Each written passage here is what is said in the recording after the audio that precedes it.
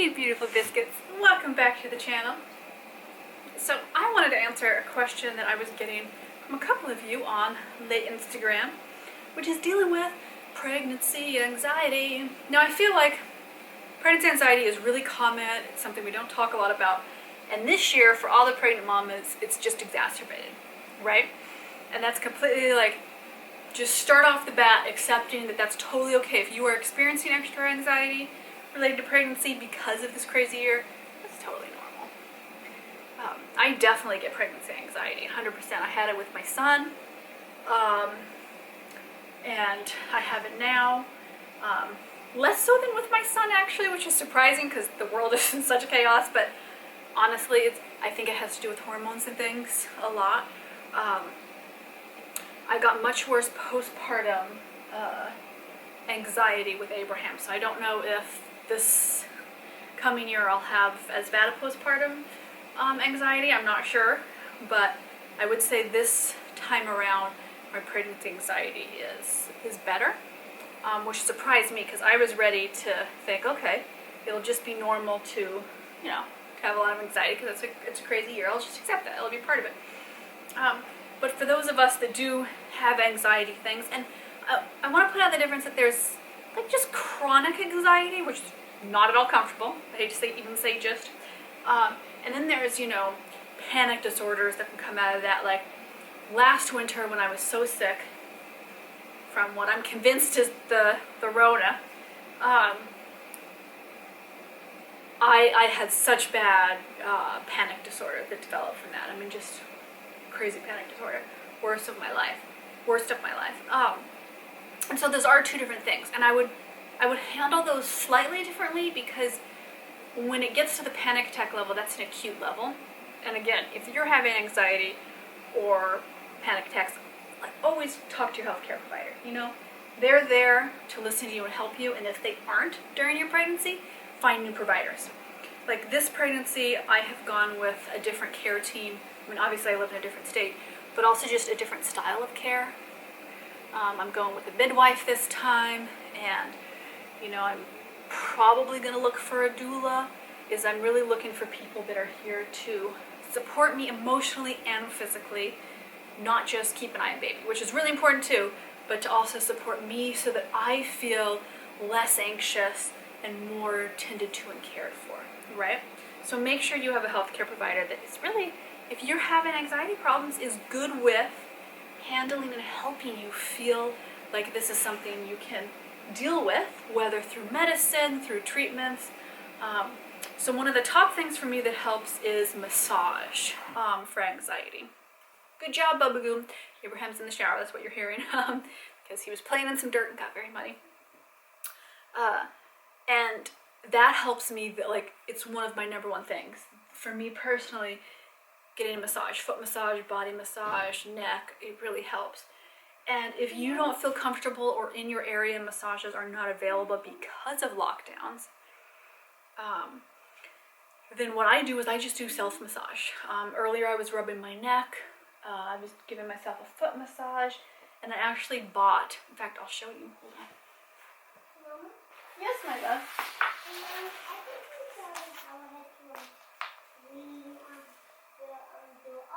You can use a little shower head absolutely. I bought this thing, which is a neck massagey thing. And I use it on my hips because I've been getting sore hips with everything. I lay my legs on top of it gently, not too hard, and get a little massage. And that's been wonderful. It's just a before bed thing, massage myself up and, you know, relax, be calm.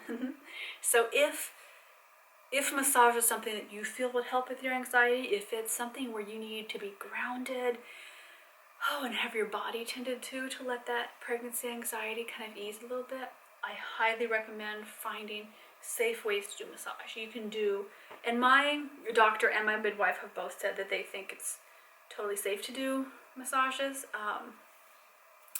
but I have yet, I might do it, we'll see. I'm just nervous about that. But I have found at-home massages.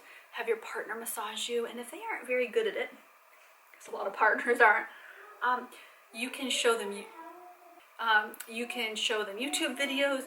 You can give them books and really have it be something you do together, mindfully and purposely, as something to tend to while you're pregnant, right? That can also help with any emotional insecurity that you're feeling that's kind of pushing forwards that level of anxiety by doing things together as a partnership. That can be really powerful. And it's not just your romantic partner. You can also get whoever is in your bubble involved with you to help you feel tended to, because that's one of the biggest things is when I talk to other pregnant mamas, the anxiety, a lot of it. Now, some of it is hormonal, some of it is very realistic in the way the world is right now, but some of it too is that, pregnancy is this amazing journey where you're kind of slowly opening up this portal to bring a new life. And if you aren't getting the emotional and physical support that you need, it's super anxiety inducing because your body knows that you need this support and that you aren't getting it, right? So those are the two big things I feel that really help the most. Now, other things are herbal medications. Again, something you really want to talk to people that understand herbalism. I have found GPs and OBs to not know much about herbalism, so you have to kind of go with your herbalist or alternative medicine, naturopaths, people that understand what herbs do to your body.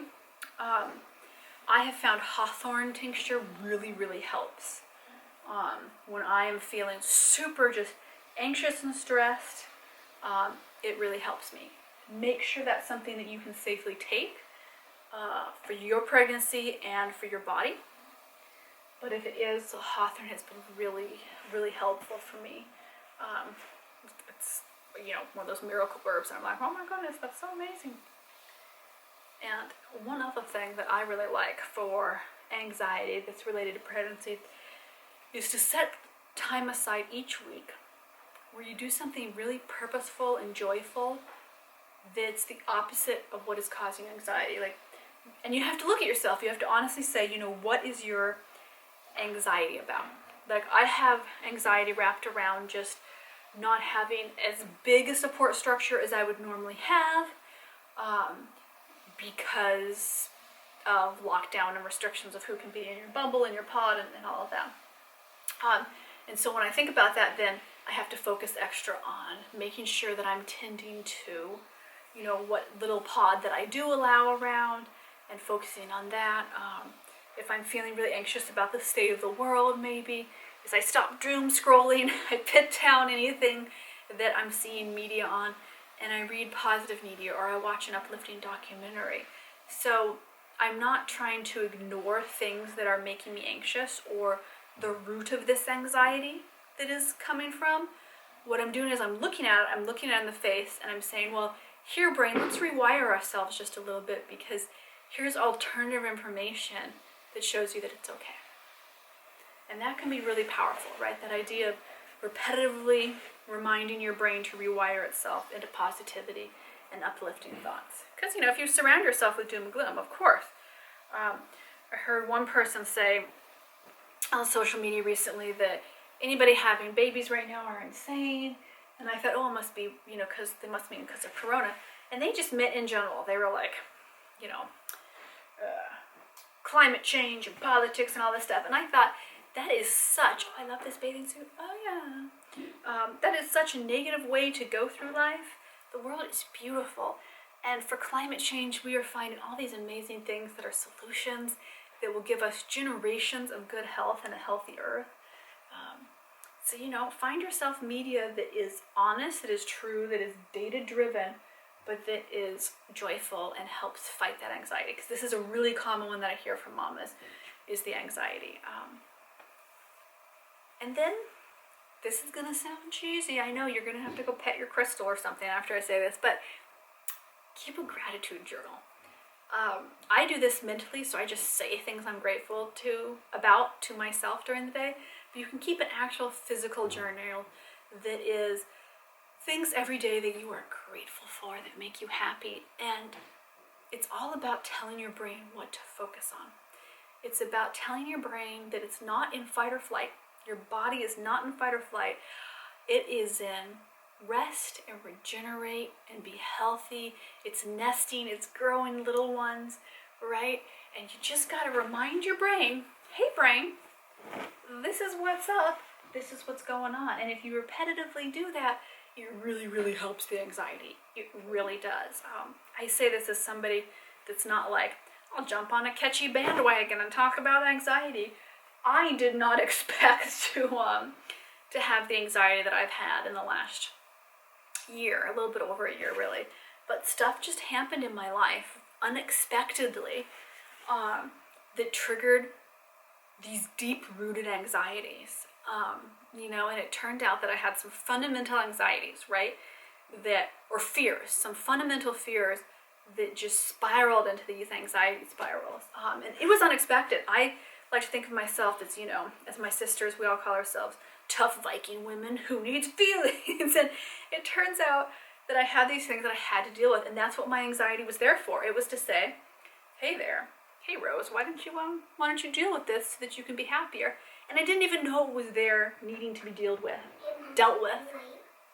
Ooh, they look so much cleaner. Good job. But do they look clean? They actually look really clean. But do they look clean? No, they don't look stained. Abraham's feet were as dirty as you can imagine Tootsie's getting from a little boy. As dirty as a dirt pile. As dirty as a dirt pile, that's right. Because I was in a dirt pile. You were. You love that dirt pile. We keep it around because of his love for it. There's my sweater pile. Sweater pile. Oh, yeah. So those are my honest... Hey, can I ask you something?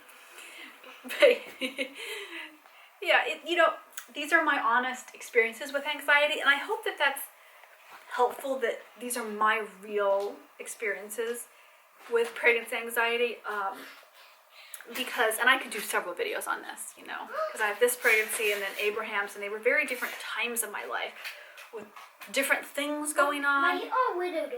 Oh, well, as long as they're too dirty. Yeah, but definitely, they mirror each other on some of the things that I'm anxious about.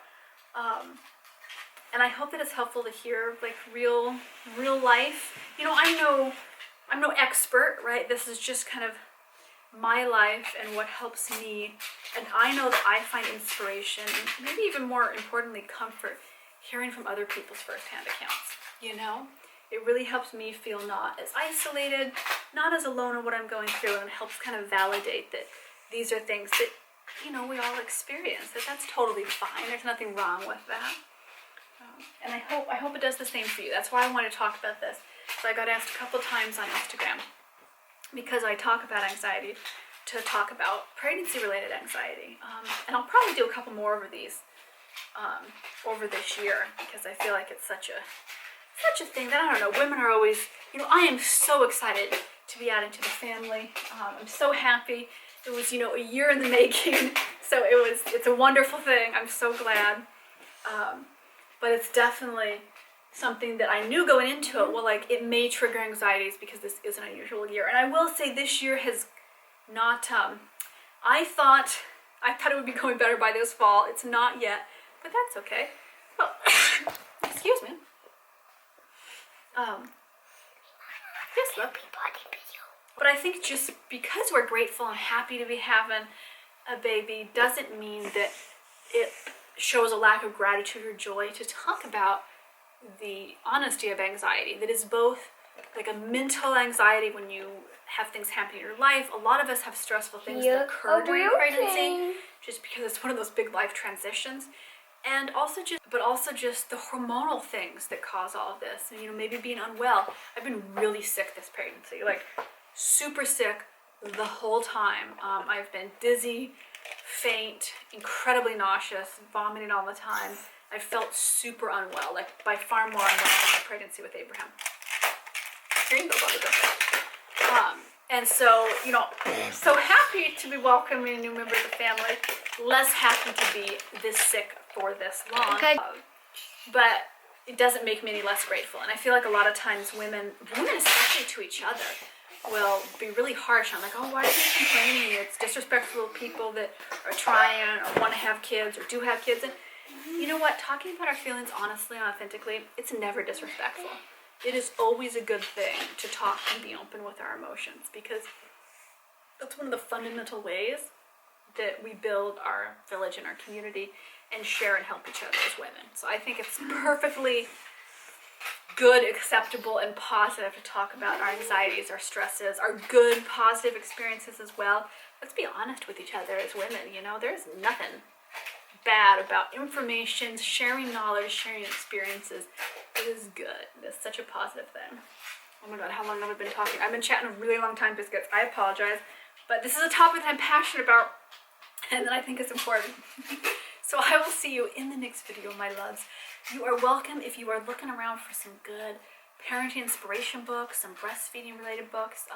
Milkosaurus is my nonfiction book that I wrote. It took me two and a half years of research to write about, and it really goes through, like, you know, from birth to full term breastfeeding tips, health tips, all of those things for parents. You can click that through in my author bio, or you can just look up Milkosaurus on Amazon, download it. It is on sale for the fall because I wanted to make it more available to all the moms out there that are maybe, you know, struggling a little bit this year with finances. So it's a great time to grab that. And then I will see you around on Instagram as I post lots of silly photos. Oh yeah. I know. Instagram means something's on because I love my crazy photos. I'll see you around. Deep breath, full of gratitude, but we still get to complain just as much as we want.